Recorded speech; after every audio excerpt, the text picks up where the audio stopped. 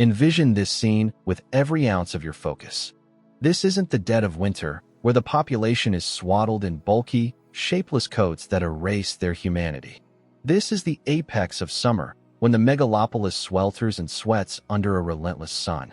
The asphalt yields under your feet. The air itself quivers above the pavement, warping reality, while air conditioners hum with the strain of creating oases of artificial winter in a desert of heat.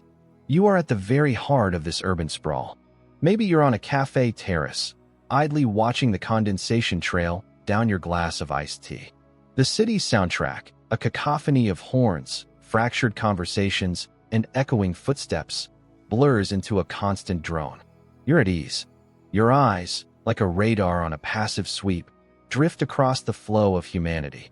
It's an innate male function to map your surroundings. We do it without thinking, a survival instinct burned into our reptilian core over eons of evolution. A parade of women flows past. College students with tote bags, career women welded to their phones, tourists clutching crumpled maps. Your gaze registers, categorizes, and dismisses each one in a fraction of a second. They are part of the scenery. Visual static. You process their outfits, their brands, their hair, their makeup, but you don't truly see them. And then, she materializes. In that instant, the frequency changes. You don't consciously grasp what's different at first. It's your peripheral vision that sounds the alarm, sending a priority message to your brain. Anomaly detected. Standard protocols do not apply. You turn your head. Your focus sharpens. There is nothing aggressive about her presentation. She's not draped in garish colors or sporting a neckline that screams for attention. In all likelihood, she wears a simple sundress. It could be flowing rayon, cool silk, or a fine, almost ethereal cotton. But your perception, the seasoned perception of a man who pays attention, detects a disturbance in the physics of the world. Her clothing moves in a way that is fundamentally wrong. We are conditioned to see clothing as a structure. We expect the defined lines of straps, the telltale ridges of a bra clasp, the artificially perfect curves molded by padding and underwire. We are conditioned to the armor that women encase themselves in. But on her, the armor is gone. The fabric of her dress is alive. It moves with the fluidity of a liquid. It answers to every whisper of the wind, kissing the contours of her body for a heartbeat before releasing. It traces the organic, living lines of her form with a raw, almost mesmerizing frankness. You can discern the play of muscle. You can see the rhythm of her breathing. And in that moment, a jolt of understanding, sharp as a static shock, flashes through you. Beneath that thin, deceptive veil of cloth, there is a void. A complete absence. No lace, no elastic cutting into flesh, no synthetic fabrics trapping the heat. There is only a pure, living, warm body, shielded from your eyes by a mere millimeter of material. What happens inside your head at that second? Let's be blunt. Your biology hijacks the system. Your primitive brain, the same one that governed the hunt and the drive to reproduce in our ancestors, floods your system with a potent hormonal cocktail. Your pupils widen, hungry for more visual data. Your heart rate kicks up a notch. Your rational mind scrambles to impose order on the chaos. The first explanation most men seize upon is predictably banal, a product of our need for logic. The heat is getting to her. We rationalize. It's over 90 degrees, thick with humidity. She's just trying to stay cool. She's probably just on her way to the market or out for a stroll and decided to shed a layer. Or our brain serves up an even more domestic scenario. Maybe it's laundry day, or she was running late, or perhaps it's some new high-tech fabric I've never seen before. We grasp at these explanations as if they were life rafts. Why? Because they offer safety. They pacify the male intellect. If we can attribute this to comfort or a simple oversight, we are absolved of the need to react. We don't have to interpret it as a signal. We can observe, crack a half smile, and return to our drink. We remain in command of the situation. But allow me to detonate that comfortable fantasy this very instant. Erase the word oversight from your vocabulary. In the realm of a woman's attire, there are no oversights, especially concerning what is, or is not, worn beneath her dress. We are living in the 21st century. The technology of undergarments has advanced to an astonishing degree. There are seamless designs that vanish under fabric. There are breathable materials that are lighter than a whisper. There are silicone solutions that offer modesty without discomfort. The fashion industry has invested fortunes to ensure a woman can be both supported and comfortable. So when a modern woman, who has all these civilized options at her fingertips, makes a deliberate choice to reject them all, it is never about the weather. It is always a statement, with a capital S, and more often than not, it is a declaration. Let's journey deeper into territory the average person avoids. Recall the teachings of the pioneers of psychoanalysis. Freud, Jung, they all converged on a single point. Our civilization, our entire social structure, is founded upon repression. The repression of our most basic, animalistic drives. We created cutlery to avoid tearing at our food like beasts. We created the institution of marriage to bring order to procreation. And we created clothing. Clothing is more than a shield against the elements. It is a profound social treaty. It is the visual demarcation between our cultured selves and our natural selves. Within this symbolic framework, the bra holds a place of special significance. It is a cage, an elegant, ornate, expensive cage, but a cage nonetheless. It lifts, supports, sculpts. It renders the female form socially palatable, safe, and standardized. And now, before you is a woman who has torn down that barrier. She has violated the unspoken treaty. She has refused to be packaged. She has stripped away the last, most intimate layer of defense between her own animal nature and the public domain. She has entered the world unarmored, veiled only by the thinnest veneer of a dress. Do you grasp the sheer power of this signal? It doesn't appeal to your logic. It strikes at the very root of your subconscious. It throws our ancient, reptilian programming into disarray. We perceive a female who is undefended, and our inner predator stirs. But herein lies the ultimate, deadly snare. The snare that captures 9 out of 10 men, from callow youths to seasoned patriarchs. You register the absence of underwear. You decode the signal. The blood rushes to your head and elsewhere, and you commit a catastrophic error in translation. You assume this is about you. You think, she's broadcasting her availability. She's looking for action. She's game. Why else would she present herself this way? You interpret this as a green light at an intersection. An explicit invitation to engage, to approach, to flirt, to escalate quickly. And this is a colossal miscalculation. A miscalculation that could tarnish your reputation. A miscalculation that could culminate in public humiliation. A miscalculation that will demote you from a confident man to a creepy lecher in the eyes of all who witness it. Why? Because 90% of the time, this broadcast is not meant for your reception. It may be a message to herself. It may be a message to the world at large. It may be a message to other women. Or, far more insidiously, it is a lure.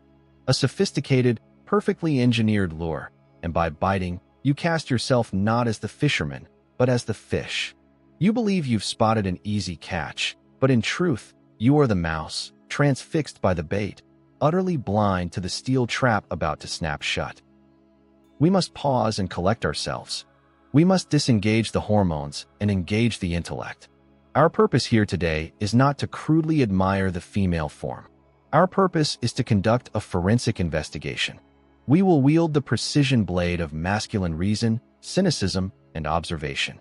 We will peel back the layers of this phenomenon. We will reject the simple answers. We will deconstruct the 3 essential archetypes of women who have embraced this new nakedness.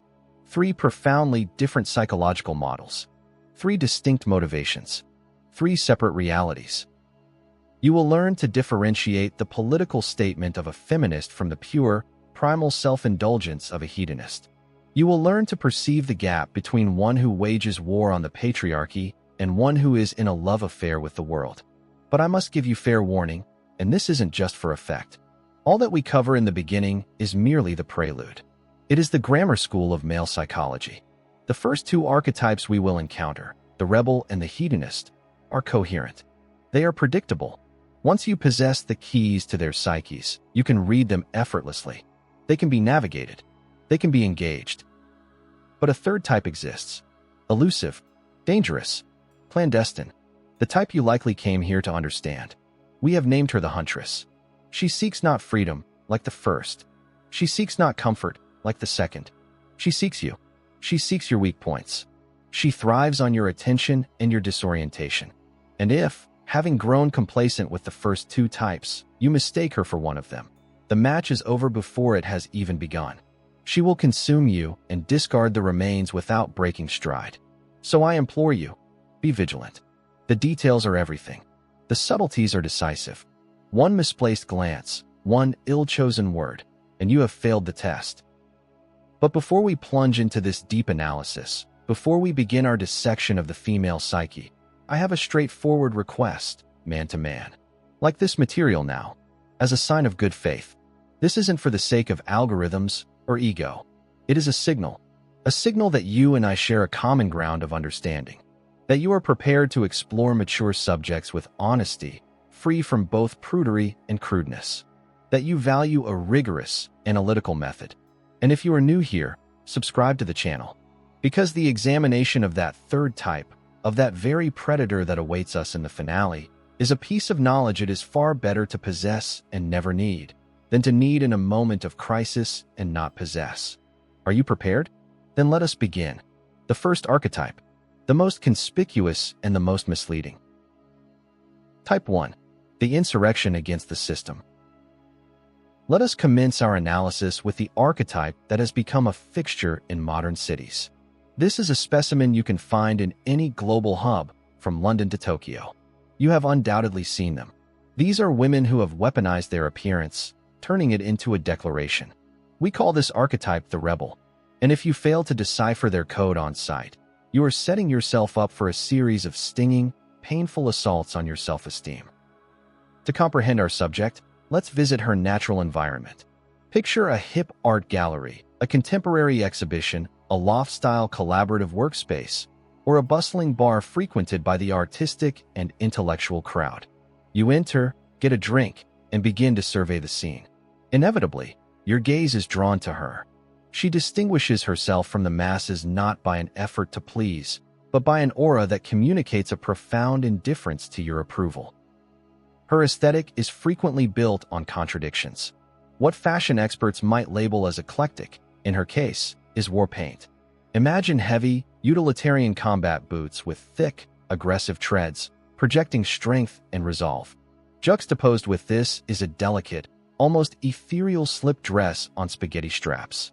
Or perhaps baggy, high-waisted jeans paired with an oversized men's blazer, worn over nothing at all. This blazer is both her armor and her announcement. With every emphatic gesture, as she reaches for her drink or argues a point with passion, the blazer parts just a fraction more than social norms would dictate. In that flicker of a moment, you see it. You see the void where undergarments should be. You see the fabric conforming to the natural shape of a breast, unconstrained by underwire, unengineered by push-up padding. It is authentic. It is alive. And your male mind, conditioned by a lifetime of standard signals, leaps to an erroneous conclusion. You perceive this sartorial courage as a direct indicator of sexual liberation. You believe you are in the presence of a woman actively seeking a thrill, right here, right now. A chemical reaction ignites in your brain. You reason, if she so casually flouts the rules of dress, she must be equally casual about flouting other conventions. You summon your nerve. You make your approach. You deploy your charm at maximum strength. You have your most polished, field-tested compliment ready. You allude to her audacity, or make a playfully suggestive remark about her physique, anticipating an equally playful, inviting smile in return. And this is where it all goes catastrophically wrong. You collide with a barrier. It is not merely a rejection. It is a barrier of frigid, soul-crushing disdain. In the best-case scenario, she will look through you as if you were glass, a minor annoyance in her field of vision. In the worst case, you will be met with a sharp, acidic rebuke that makes you feel like a Neanderthal who has stumbled into a particle physics lab. What just happened? Where did your logic fail you? You encountered the rebel, and you made the fatal error of attempting to communicate in the language of seduction.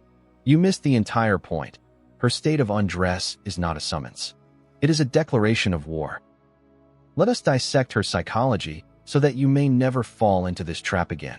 The rebel's entire psychological framework is built upon the systemic rejection of patriarchal standards.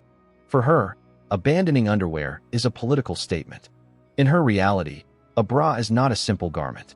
It is an emblem of centuries of female subjugation. It is a device conceived by men to mold women's bodies to fit a masculine ideal of beauty, to make breasts appear perkier, fuller, more consumable, to package a woman as a product. When she removes it, she is not attempting to become more sexually appealing to you. She is proclaiming to the world, "My body is my own sovereign territory. It exists as it is. It is subject to the laws of physics and biology, not the dictates of fashion magazines and the male gaze." This is a nuance of critical importance. Her nakedness is a manifesto of autonomy. She wants you to see the power in it. She wants you to see the independence in it. She wants you to admire her courage to be authentic. But what she vehemently does not want is for you to see her as a sexual object. This is the paradox that short-circuits the male brain and causes us to blunder time and again. She does everything in her power to make her body maximally visible, while simultaneously forbidding you to react to that body like a man. It is as though she has posted an invisible sign before you that reads, "You may look, but you may not want. You may think, but you may not fantasize." How can you positively identify the rebel in a crowd before you commit this error? Observe her behavior, her body language. She commands her space. She does not recede into the background. She often carries herself with an assertive, sometimes even hypermasculine, confidence. Note her posture. She may sit with her legs spread wide, or cross them in a manner that feels confrontational. In conversation, she will consistently be provocative. She will speak animatedly about charged social issues, about rights, about politics, about systemic injustice. She does not shy away from conflict, she thrives on it. And the ultimate tell, the gaze test. If you stare at an ordinary woman too intently, she will likely become self-conscious, adjust her clothing, use her handbag as a shield, or avert her eyes. The rebel will do the precise opposite. Upon noticing your evaluative gaze on her chest, she will not shrink. She will defiantly throw her shoulders back, putting her freedom on even greater display. She will lock her eyes with yours in a hard, unblinking, analytical stare. In that stare, you will read an unspoken but thunderous question. What now? Are you capable of perceiving the person, the intellect, the individual before you? Or are you just another simple-minded male, a slave to his hormones, incapable of raising his eyes above her collarbone? A man's greatest blunder when dealing with this archetype is to attempt the role of the classic suitor. Any compliment on her appearance, regardless of its subtlety or artistry, will be interpreted as an insult. Phrases like "you look incredible" or "that dress is perfect" on you translate in her mind to "I am appraising you like a cut of beef." In her lexicon, the word daring signifies a challenge to the established order. When you offer a compliment, you reduce this grand challenge to mere cheap titillation. You are immediately classified as the enemy. You become a walking symbol of the very patriarchy against which she is waging her personal crusade. So, is there any hope for a man in the presence of such a woman? Is it possible to capture her interest, or is it a futile endeavor? A chance most certainly exists. And the irony is that the path to her bedroom is paved with conversations that have nothing to do with the bedroom. To breach the rebel's defenses, you must execute a strategy one-term intellectual disregard. Your mission is to exhibit a masterful degree of self-restraint. You must completely, utterly, and absolutely ignore the fact that she is braless. Behave as though she is clad in a deep-sea diving suit or a monk's robe. Your eyes must meet only her eyes. Lock onto her pupils. If the contours of her body are starkly visible through the thin fabric mere inches from your face, you must not permit your gaze to so much as waver in that direction. Not for an instant. Not for a microsecond. This is challenging. Your primal instincts will scream at you to look, but you must conquer them through sheer force of will. You must elevate the entire interaction to the plane of pure intellect. Debate with her. Challenge her. Critique her positions. Assail her logic, her arguments, her worldview. But never, ever comment on her appearance. The The rebel is accustomed to men seeing her as a body. She is accustomed to men being disarmed by her presentation and becoming sycophantic. When you see her as a mind, when you rigorously but respectfully dismantle her arguments in a debate, you shatter her entire paradigm. You become the sole man in the room who refuses to play by her rules and instead proposes a game of his own. A battle of wits. For her, this is a potent challenge. She begins to wonder, why isn't he looking? Does he not desire me as a woman? Or is he so profoundly self-assured, so complete in himself, that he is immune to such transparent visual ploys? It is at this very moment, born from intellectual friction and the sparks of debate, that a genuine, profound attraction to you can ignite. But be warned, this attraction is to your mental fortitude, your intellect, and your self-mastery. The instant you let your guard down, the instant you succumb to a crude innuendo or a lingering glance, the spell is broken. You will revert to being just another man, another member of the faceless crowd she holds in contempt. And now, before we proceed to the next archetype, I want to pose a question to you that will help us gauge the scope of this phenomenon. Reflect on your past experiences. Have you encountered women whose appearance was a blazing signal of freedom and liberation, but whose gaze was a steel door that slammed shut with a do not enter sign? Have you fallen into this trap, mistaking their political statement for a personal invitation? Leave a brief comment. Yes, I have, or no, I've avoided it.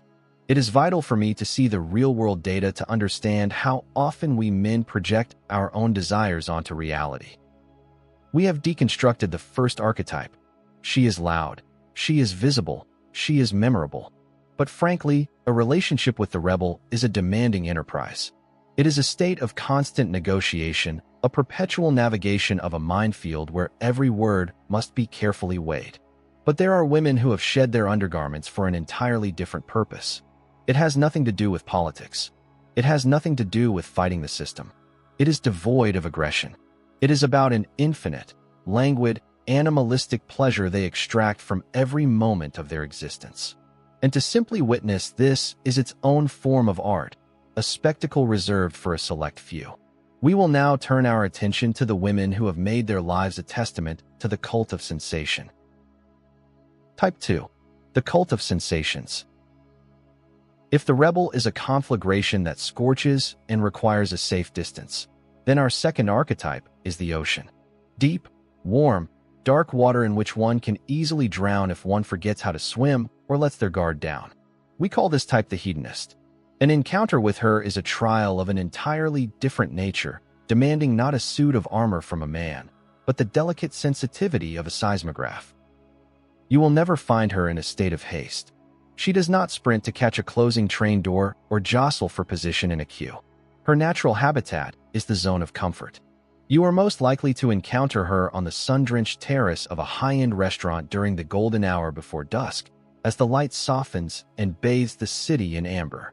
Or perhaps she will be taking a leisurely stroll along the waterfront, her gaze fixed on the water with an expression of such profound, almost unsettling tranquility that she seems to be in a world of her own. There is no urgency about her. There is no tension. She exists in her own decelerated time frame, as if the very fabric of time is denser for her than for the rest of us. Observe her attire. It is invariably a tactile masterpiece. The hedonist would never subject her skin to harsh synthetics or rigid denim. She selects fabrics that are an extension of her senses. It will always be natural, heavy silk that flows like liquid. It will be the softest cashmere, which feels like a gentle caress. Or it will be cool, noble linen. She does not choose her clothing to conceal her nakedness, nor to decorate herself for your benefit. She chooses fabric as a partner, a surface with which her skin will be in constant dialogue throughout the day. When you look at the hedonist, you perceive a strange, captivating dissonance. She is braless, a fact apparent to anyone with functioning eyes. The material of her dress cascades over her body, tracing every motion, every curve, every response of her skin to a passing breeze. You can see the shape of her breast, the gentle slope of her hip, but there is no defiance in it, as there is with the rebel. There is no aggression, no political agenda. There is only an endless, self-contained, almost narcotic indulgence in herself, and the present moment. Let's dissect her psychology, for it is here that most men commit a grievous error of navigation. The psychology of the hedonist is at once simple and profound. Her entire philosophy can be distilled into a single sentence: I do this for my own pleasure alone. For her, shedding her undergarments is a method of amplifying her sensory experience of life, of turning the volume of her feelings all the way up. She experiences the world through her skin. Her skin is her primary interface with reality. She enjoys the sensation of cool silk gliding over her warm body. She enjoys the feeling of her hemline brushing against her legs as she walks. She enjoys the way the warm air circulates freely around her most private areas, bestowing a sensation of absolute liberty and coolness. Psychologists term this autoeroticism. Do not mistake this for narcissism. It is a state in which a woman is engaged in a perpetual, unbroken, sensual conversation with her own body and her environment. She is her own lover. She requires no external validation to feel desired and vibrant. She extracts pleasure from every breath she takes, every sip of wine, every touch of fabric against her skin. Observe her discreetly. Note her mannerisms at a table. She will slowly, almost meditatively, run her fingers down the slender stem of a wine glass, savoring the chill of the condensation. She might close her eyes and tilt her face toward the setting sun, remaining motionless for a full minute, absorbing its warmth into her very cells. Her movements are fluid, feline, as she transitions from one posture to another without a single sharp or jarring motion. There are no hard edges to her, because tension is the enemy of pleasure. She is in a state of flow. And it is precisely at this juncture that the trap for the male psyche springs shut. You see a woman who is a living embodiment of sensuality. You see how she revels in her own body, how she is immersed in these sensations. And your male brain, programmed for procreation, makes a critical logical leap. You think, if she is so openly sensual, she must be seeking a sexual outlet. She must be lacking a male presence. She must be searching for a partner to join in this physical celebration. You misread her state of being as a state of seeking. Buoyed by this illusion, you approach her with the swagger of a conqueror. You breach her personal space. You initiate a conversation, perhaps even offering a compliment about her figure, fully expecting her to blossom under your attention like a desert flower after a rainstorm. You anticipate her approval, her engagement in your game, her desire to translate this solo pleasure into a duet with you. But instead of the passion you expected, instead of interest, you are met with a polite, gentle, yet utterly insurmountable wall of indifference. She looks at you as if through a haze, or as one might watch a television with the sound off. Your arrival is not a welcome development for her, far from it. It is a jarring interruption. You are the loud commercial that has just cut into her favorite piece of music. You have shattered her meditative state. You have stormed into her meticulously curated world of sensation with your blunt, goal-oriented intentions. She was not seeking an audience. She was not seeking a partner. In her world, she is the performer, the spectator, the director, and the prize. The single most devastating mistake a man can make when trying to connect with a hedonist is to be crude and rushed. Any direct allusion to her availability, any salacious joke, any gaze that lingers too greedily will instantly shatter her delicate atmosphere.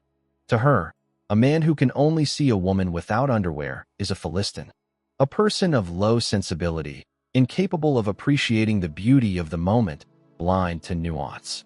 She will retract immediately.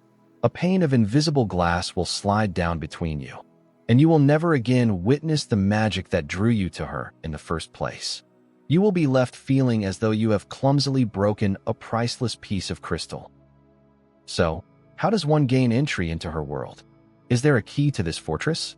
How can you become a part of this feast of the senses, instead of being an unwelcome, distracting fly? The only way to reach a hedonist is through what I call sensory resonance. You must not speak to her in the language of logic, of facts, of accomplishments, nor in the language of primitive flirtation. You must communicate in the language of feelings and sensations. Abandon direct compliments about her body. They are too one-dimensional for her. Speak of her surroundings. Comment on the very environment in which she is immersed. Say something like, "There's something magical about the air tonight, isn't there? Can you smell the hint of rain on the hot pavement?" Or, "The way you're savoring that wine. It must have a truly remarkable character." Your objective is to demonstrate that you, too, are capable of perceiving the world with finesse. That you, too, have skin. That you, too, are a fellow hedonist, able to pause and appreciate a fleeting moment. You must match her frequency, slow your own internal rhythm to harmonize with hers. And if you wish to make a move toward physical contact, it must be infinitesimal and nonverbal. No grabbing of hands or attempts to embrace. But if an opportunity presents itself, perhaps you are passing her a menu, a lighter, or a glass, allow your fingers to brush against hers. For a fraction of a second longer than is functionally required. A barely detectable touch, skin on skin. It must be a spark of electricity that she feels, but that is deniable, that cannot be labeled as an advance. It is a question posed in the language of the body. Are you on this frequency with me? If she does not recoil, if her eyes meet yours with a subtle, fleeting hint of a smile or with dilated pupils, then you have passed the test. You have been granted access to the inner circle. You have proven that you are someone with whom she can not only speak, but also be silent and simply feel. And for a hedonist, that is of far greater value than the model of your car. But even the hedonist, with her devotion to pleasure and her intricate inner world, is utterly harmless compared to what lies ahead. The first two archetypes were authentic in their expressions. The rebel was genuinely fighting for her cause. The hedonist was genuinely savoring her life. Their motives were transparent, understandable, and respectable. But we are now approaching the turbulent core. We are about to analyze the archetype who has transformed the absence of underwear into a precision-engineered, lethal psychological weapon. These are women who do not seek comfort, for comfort is a luxury of the weak. And they do not seek truth, for truth is pedestrian. They seek one thing, power. Power over you. And before we step off this cliff, I want to speak to those of you who value this level of deep analysis. On this channel, we do not merely observe women, we learn to decipher the hidden machinery of their behavior. We learn to see the code behind the illusion. If this method resonates with your own experience of the world, if you wish to see beyond the surface and into the core, ensure right now that you are subscribed. Because the following section will demand your absolute focus and may force you to re-examine certain moments in your past when you believed you were the successful hunter, when in fact you were merely the game, skillfully herded into a trap. Type 3. The perfect snare. Now, purge your mind of everything we have discussed in the last 10 minutes. Banish the political statements of feminists in their heavy boots. Banish the innocent reverie of silk and wine at dusk. Erase these images, for they belong to the realm of the safe. We are now crossing the border into a territory where safety is a foreign concept. We are entering the domain of the predator.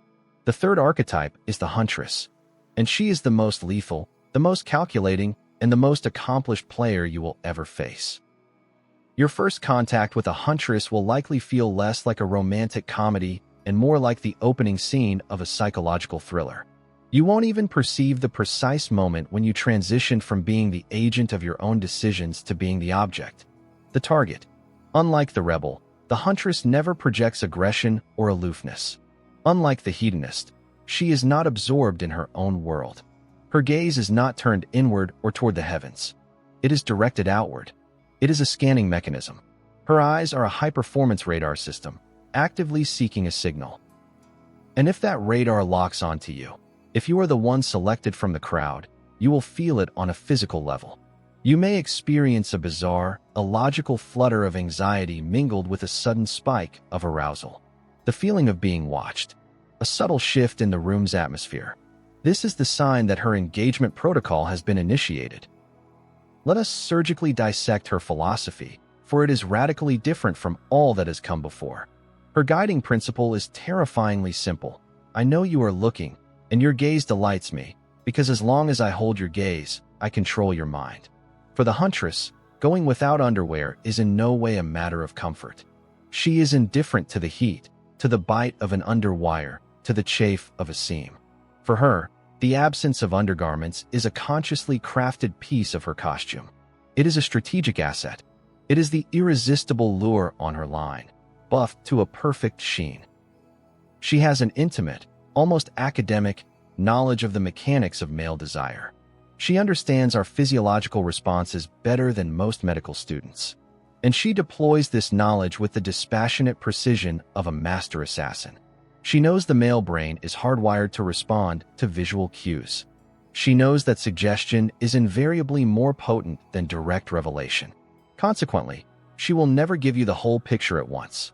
She will play a game with your imagination, feeding it tantalizing morsels, one at a time. She is a gamer in the truest sense of the word, and it is vital to grasp her real motivation, lest you fall prey to self-serving illusions. She is not driven by a primal need for sex. To her, the physical act of sex is too straightforward, too mundane, and it ends too quickly. What she craves is your reaction. What she craves is power. What she craves is that dizzying, intoxicating sensation of absolute control that she experiences when she watches a mature, successful, confident man, a CEO, a team leader, a father, suddenly lose the ability to form a coherent sentence. She needs to see you become flustered, to revert to the awkwardness of an adolescent. Your discomfort, your darting eyes, which try and fail to break away from the zone of interest, your complete loss of the conversational thread, the dampness of your palms. This is her nourishment. This is her energy source. This is her drug of choice.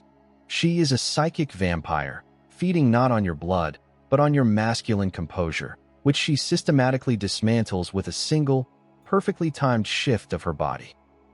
Psychologists might label this psychological exhibitionism, but it is a very specific variant.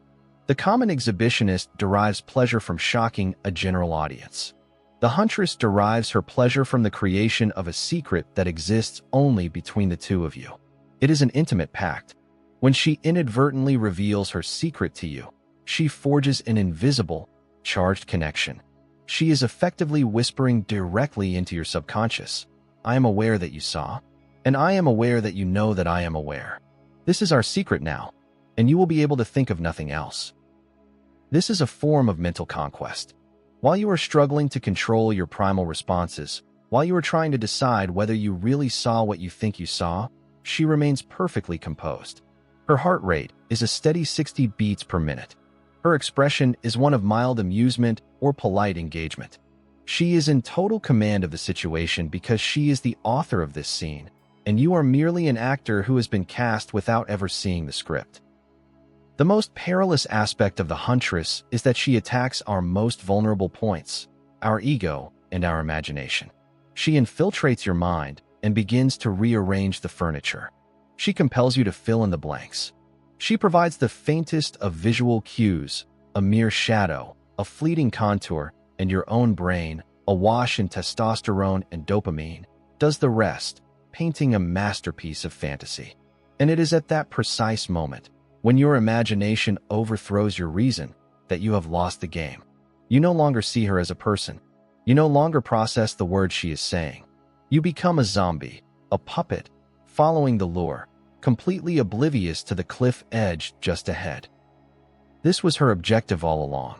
The moment you lost your composure, the moment you began to joke awkwardly, to stammer, to blush, or, just as bad, to become overly familiar and lewd, the game, for her, is won. She has received her fix of power. She has added another notch to her belt. And in that very instant, her interest in you evaporates. You have become transparent to her, a solved puzzle, boring and predictable. She may see the evening through with you, but in her mind, she is already scanning the horizon for a new target, one that presents a greater challenge. But what are the precise mechanics? How does this process of seduction and demolition actually unfold? The huntress does not improvise. She possesses a well-honed arsenal of tactics, signature moves that have proven effective on 99% of men. These are not accidental gestures. They are a carefully rehearsed choreography of temptation. And to survive an encounter with her, you must recognize these tactics on sight. You must be able to see the puppet strings. We will now deconstruct her tactical playbook. We will examine 3 classic lines of attack that she deploys most frequently. Pay close attention. You may suddenly recognize a tactic that was used against you in the past, without you ever realizing that a game was being played at all. The Huntress's Arsenal. 3 scenarios of attack. How do you identify the Huntress before the snare tightens? How do you separate a genuine accident from a calculated act of psychological warfare? The answer is simple. In the Huntress's universe, there are no accidents. Everything you witness is the product of meticulous stage management. Let's dissect 3 of her classic moves, 3 of the signature strikes she uses to shatter your defenses. Commit their mechanics to memory, because one day this knowledge could save your sanity. The first move is a timeless classic, as old as seduction itself, but it never fails to work. We call it the calculated drop. Picture the scene. You are standing near her, perhaps in a corporate lobby or at a crowded bar. You are engaged in a perfectly normal, innocuous conversation. And then, a minor domestic event occurs. She drops something. It might be her keys, a lighter, a pen, or her phone. The item clatters to the floor. Now, observe what happens next with forensic attention. A typical woman, upon dropping something, would move to retrieve it as efficiently and modestly as possible, likely by squatting to maintain her composure and dignity. The Huntress operates differently. First, there is a pause. A subtle, almost theatrical beat. She freezes for a moment, allowing the sound of the falling object to capture your full attention. She needs to confirm that you are watching her, that your visual focus is locked on. Only then does she initiate the movement. She does not squat. She bends at the waist, keeping her legs straight. She performs this action slowly, with a deliberate fluidity, as if the scene were being filmed in slow motion. She has calculated the angle of her descent with the precision of an engineer. If she is wearing a dress with a plunging neckline, she will lean forward just so, allowing gravity to pull the fabric away from her body, granting you a view that can stop your heart. If she is wearing a short skirt, she will bend in such a way that the hem rises to the exact critical altitude where propriety ends and pure provocation begins. She is aware of your position, whether you are behind her or to her side. She knows exactly what vista is being presented to you. She knows that at the apex of this movement, the taut fabric will confirm the absence of undergarments, yet it will not reveal enough for you to plausibly accuse her of indecency. It is a masterful balancing act. It is the art of pure suggestion. And as you stand there, breathless, trying to absorb every detail of this fleeting moment, she begins to rise. And as she does, she flashes a quick, sharp, penetrating glance in your direction. It's a probe. Did you see it? Are you hooked? Are you mine? If she sees dilated pupils and a slack jaw, you have just been checkmated in the first round. The second move is more nuanced. It requires a specific set of lighting conditions and a keen spatial awareness. We call it playing with the light or the X-ray maneuver. The Huntress has an uncanny sense of her environment. When she enters a space, her first act is to assess the light sources. If you find yourself in a room with a large, sunlit window, or in a nightclub with powerful stage lights, you can be certain she will leverage this against you. At some point in your conversation, she will casually reposition herself. She will move to a spot where she is positioned directly between you and the primary light source. She will eclipse the sun. In photographic terms, this is known as creating a silhouette. What happens in this moment? The intense light strikes her from behind, and her dress, which just a moment ago appeared perfectly opaque, is suddenly transformed into a translucent screen. The effect is staggering.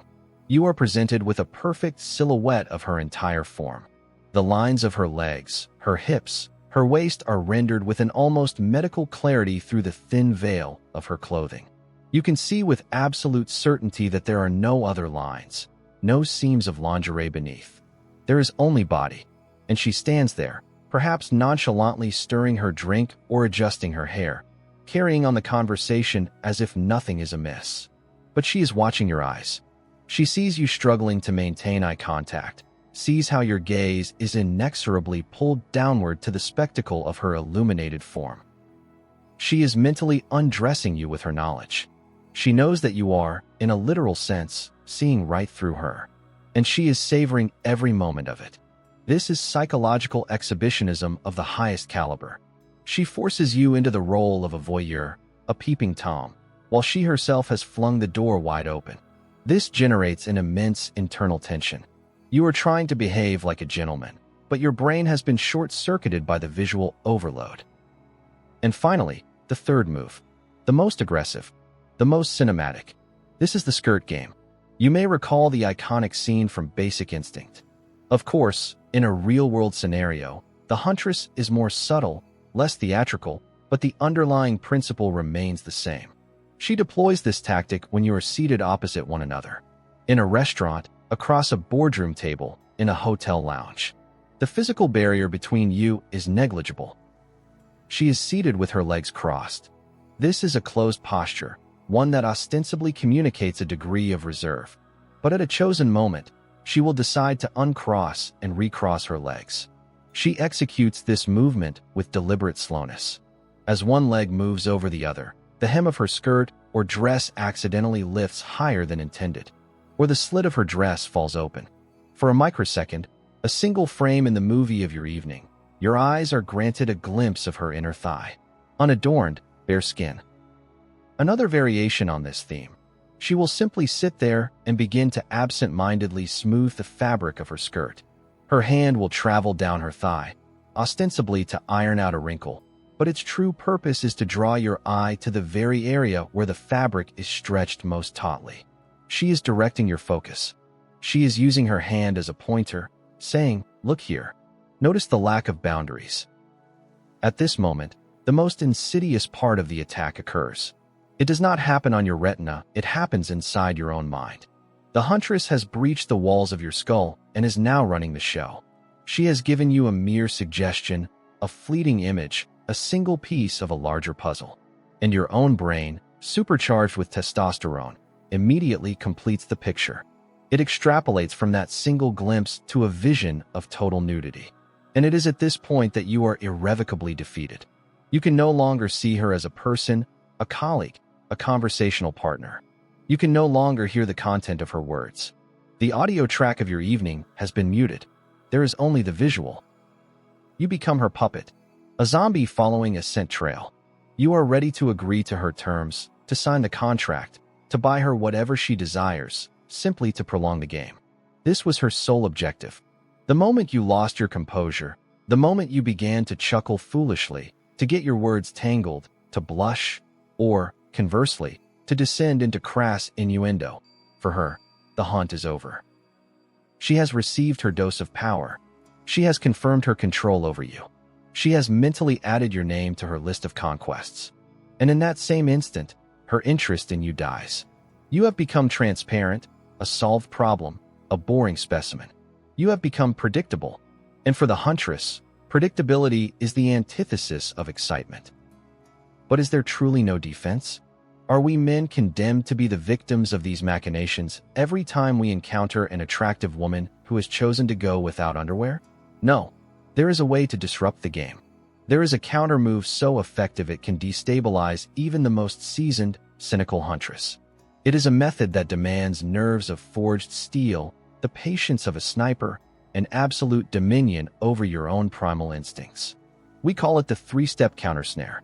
It is a strategy that flips the script, transforming you from the prey into the director of the scene.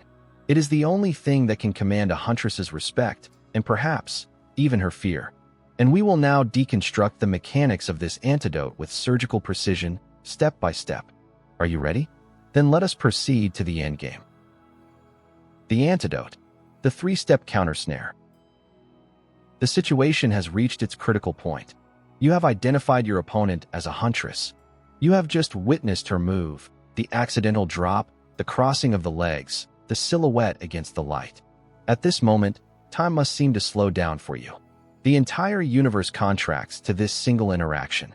She is now waiting for you to react. And this is the decisive moment of the engagement. If you avert your gaze in embarrassment, you are signaling weakness, fear, and an inability to handle her raw femininity. If you begin to stare, hungry and mesmerized, you are signaling neediness and dependence. Both paths lead to your immediate defeat. To seize control, You must navigate the razor's edge between these two failures. You need the strategy we call the trap of awareness. Step 1 is to notice and to assess. In the very second that she makes her reveal, when the fabric parts to grant you the forbidden view, you must, under no circumstances, look away.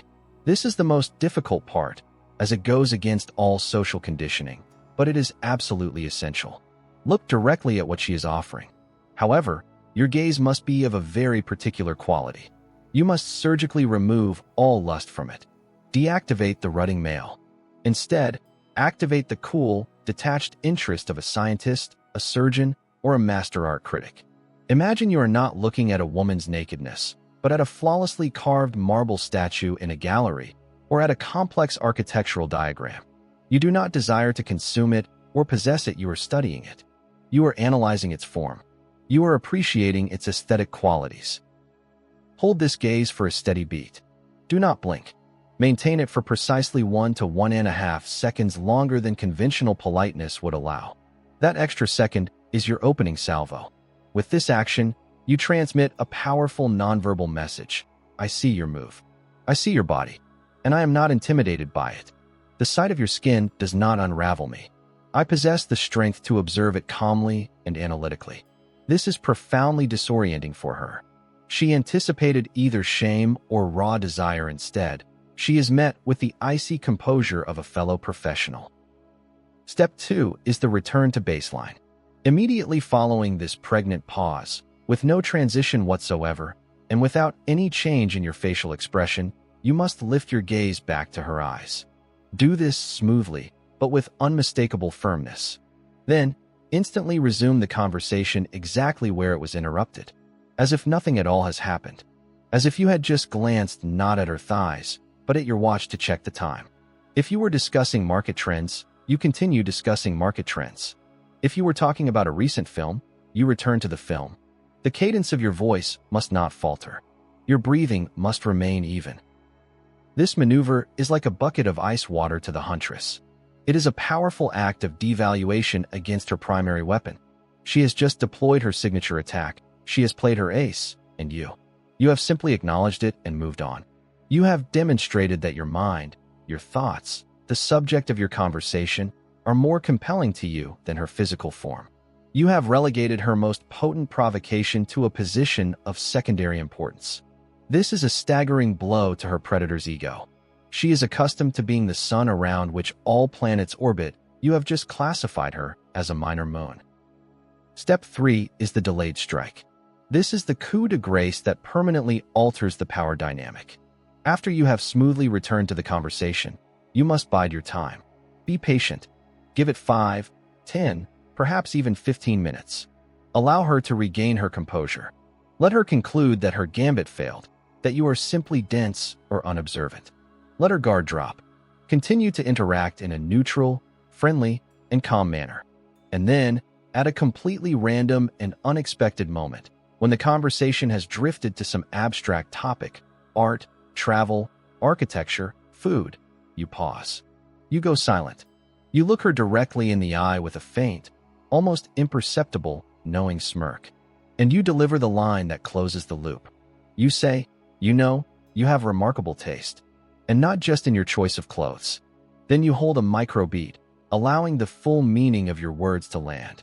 And just as quickly, before she can formulate a response, you pivot back to the main topic, guiding the conversation elsewhere. What have you accomplished with this final move? You have seized control of the narrative. With step 1, you demonstrated fearlessness. With step 2, you devalued her attack. And with step 3, you revealed that you were aware of everything from the start, that you appreciated it, but that you chose to comment on it on your own terms and on your own schedule.